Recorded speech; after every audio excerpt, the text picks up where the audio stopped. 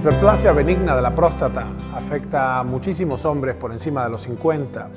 Quizás el fenómeno más frecuente en ese padecimiento es la urgencia miccional, a menudo de noche, esto se llama nicturia.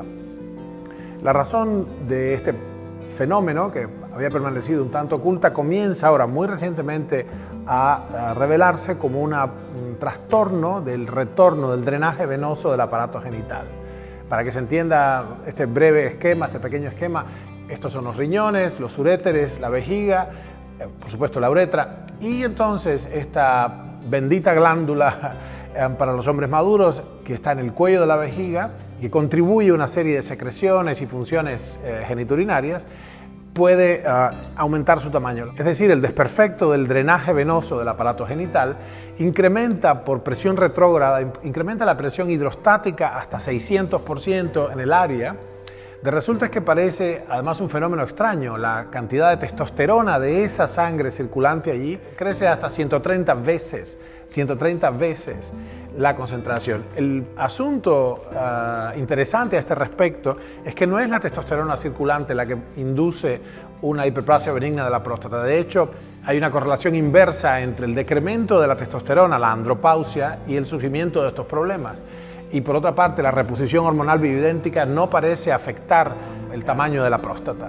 El problema es que el incremento local, no sistémico, sino local de la hormona testicular hace una especial disrupción en tanto se oxida. La testosterona oxidada entonces tiene mucho que ver con este crecimiento patológico, que no es cáncer, es una hiperplasia benigna de la próstata. Muy al principio se supo que los eunucos, por ejemplo, que eran servidores palaciegos de la corte, castrados de temprana edad, y otro registro de población, los castrati, que eran jóvenes cantores que eran castrados quirúrgicamente para preservar el registro agudo de la voz. Estas dos poblaciones, se sabe, y esto a principios del siglo XX se vio, en 8 de cada 10 ni siquiera se podía palpar la próstata. Es decir, el crecimiento en el varón joven, el crecimiento de esta glándula depende en gran medida del aporte de testosterona. Bueno, así las cosas, a principios del siglo, eso dio la idea a los clínicos de tratar las hiperplasias benignas, o en particular ya el cáncer de próstata, con una supresión, una castración quirúrgica que se llama orquidectomía bilateral, o bloqueo hormonal con el famoso Androcur, con sustancias que remedan los estrógenos o que directamente bloquean los receptores para la testosterona. Para que se entienda, esta es otra visión, claramente entonces el aparato genital, un uréter, la vejiga, y entonces haciendo su función allí con la vesícula seminal, un incremento del tamaño de la próstata produce una serie de fenómenos, por ejemplo, un retorno, un rebote de la orina, y todos los síntomas ya muy conocidos. La cuestión es qué se puede hacer con esto. El propósito de esta serie es proveer a ustedes, a los que están mirando el material, proveerlos de medidas específicas y fundamentadas en la evidencia científica de protección. La primera medida de protección interesante para este mal local que afecta a los hombres maduros es el hielo. Los paquetes de hielo colocados sobre la vejiga y bajo los genitales en el perineo, es decir, aquí y aquí, han visto, se hace esto en el blog, está explicado, se hace un par de veces por día, media hora cada vez, ha logrado reducir el PSA sistemáticamente y descongestionar toda la zona. Hay una hipótesis más bien naturopática, clínica, que es que ha habido una infección mal curada. Así, un foco séptico, asintomático, pero de muchos años, produce inflamación continua e irritación permanente en este órgano. Obviamente hay enfermedades venéreas, blenorragia, etcétera, o simplemente uretritis inespecíficas supurativas que al ser mal curadas, mal tratadas, generan durante décadas un foco infeccioso ahí. Claramente varias sustancias ayudan a prevenir este problema. Una de ellas es el licopeno, que tiene extraordinarios reviews en toda la literatura médica. El licopeno es una sustancia que está muy presente en el tomate, en particular el tomate ya procesado, cocido.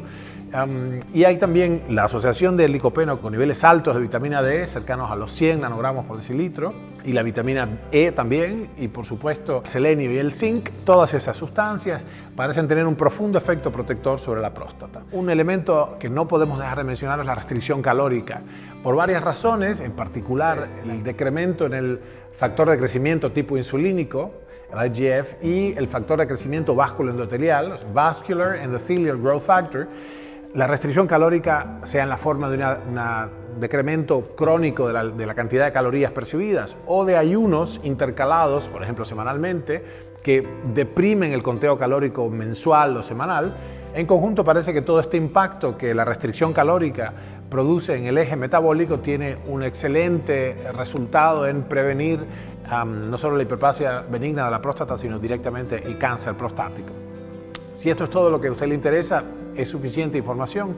Vean el blog estas medidas sucintas que tienen que ver con el uso de paquetes de hielo en ambas zonas, el uso del licopeno, el selenio, el zinc y la vitamina D y E, y por supuesto el ácido ascórbico para recuperar no solo la acidez del medio, sino esencialmente expulsar los patógenos que puedan estar alojados ahí de mucha data. Y sin duda las otras medidas relacionadas con el cuidado, la preservación de la salud de esta área. Si usted tiene un problema que debe consultar a nuestros médicos o quiere profundizar en la cuestión, siga viendo un segundito. Debe saberse que es de enorme importancia la prevención en este caso. La razón de esto es que la sobrevida quinquenal, las personas diagnosticadas con cáncer de próstata que no ha metastizado, es cercana al 100% hoy en día.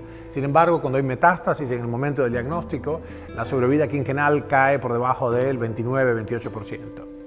No es en todos los países igual, pero lo que quiero decir es que es sustancialmente mayor la probabilidad de sobrevida cuando es hecho a tiempo esto. La manera de lograrlo es muy sencillo, es un screening sistemático, un marcador peculiar que muy conocido por todos es el PSA, el antígeno prostático específico, vamos a hablar un poco de esto en un minuto, y también el examen digital rectal. Es combinando entonces el examen digital rectal y el antígeno prostático específico, en particular de manera seriada, como hace nuestro sistema Oncoanalytic, que los andrólogos y en particular los urólogos que han adquirido mucha pericia para hacerlo pueden describir de inmediato si está habiendo un problema.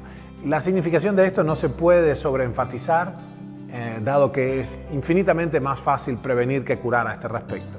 Tras un diagnóstico de adenocarcinoma de próstata, la primera cosa que debe saberse es que el marcador de monitoreo es el antígeno prostático específico, no es solamente una banderilla para entender dónde estamos. Es una sustancia, esto deben entenderlo los clínicos, es una sustancia bioactiva que cumple un rol. Esta proteína es normalmente segregada por las células de la próstata, cumple una función reproductiva, pero en este caso es capaz también de hidrolizar proteínas que constituyen, como la conexina 43, que constituyen la matriz colágena, la matriz conectiva, la base en la que están ancladas estas células. Este es uno de los recursos entonces que tiene las células cancerosas para ir reblandeciendo el tejido que lo rodea e ir penetrando. Es decir, la invasión metastásica involucra al PSA, así que no es solo un marcador, no es como el humo de un fuego, es el fuego en sí mismo.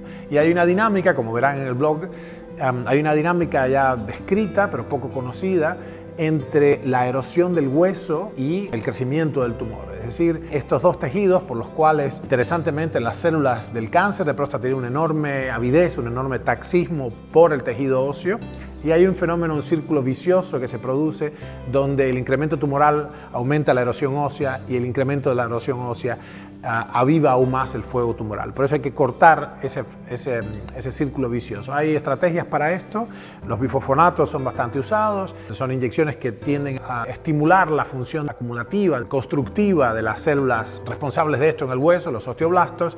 Sin embargo, como es un hueso de una calidad forzada, es como el hierro, no como el acero, es decir, carece de flexibilidad, puede producir problemas, por ejemplo, necrosis, osteonecrosis de la ATM, de la articulación temporomandibular. Si todo esto se combina con estrategias específicamente metabólicas, en particular nuestro sistema SISA, es decir, el sistema de inhibición competitiva de estas células con análogos estructurales de la glucosa, la glutamina y sus metabolitos, las probabilidades de éxito son mucho mayores y las probabilidades de tener efectos colaterales negativos son mucho menores. Esto se conoce, como ustedes saben, como el índice terapéutico. Bien, hay una cosa interesante, hemos encontrado evidencia hace ya una década de que en varios estudios muy sólidamente diseñados se vio que el factor de crecimiento realmente, es el factor crucial de supervivencia de estas células, no era la testosterona, sino metabolitos proinflamatorios, en particular la lipooxigenasa, esto se conoce como 5-LOX, y los leucotrienos, es decir, la importancia de inhibir los elementos inflamatorios, en particular la cascada del ácido araquidónico, es realmente crucial. Hay sustancias inhibidoras específicas de la 5-lipooxigenasa, como la Boswellia serrata, van a encontrarlo en el blog, y entonces debe ser tenido en cuenta una estrategia antiinflamatoria, cortando, o sea, moviendo la ruta de los ácidos grasos de la parte inflamatoria a la parte no inflamatoria. Y esa es otra de las razones por la cual la restricción calórica, que deprime la insulina y sube el glucagón, tuerce esta cascada del ácido araquidónico hacia la fracción antiinflamatoria. Bueno, con todo esto en mente, por favor consulte con su médico de cabecera para que se conecte con nuestros médicos, de manera de poder avanzar una estrategia mancomunada, una estrategia genuinamente integrativa, que no solo sea cortar, quemar y envenenar. No tiene ningún valor real en la sobrevida hacer resecciones quirúrgicas primarias si ya hay metástasis presentes, obviamente da alivio momentáneo. También hay estrategias de irradiar telemétricamente con el acelerador lineal esta zona, y en general hay estrategias muy pobres quimioterapéuticas que hacen más daño que bien. El problema serio, que son las metástasis óseas, para la cual dijimos que hay mucha avidez de estas células, es que producen facturas patológicas, además de dolor y todo esto, ¿no? Teniendo en cuenta lo antedicho, estamos listos para recibir vuestra comunicación. Nuestro equipo puede aportar un aspecto realmente muy valioso al tratamiento genuinamente integrativo del cáncer de próstata, con el aspecto metabólico, el tratamiento inocuo y no invasivo con la terapia metabólica del cáncer.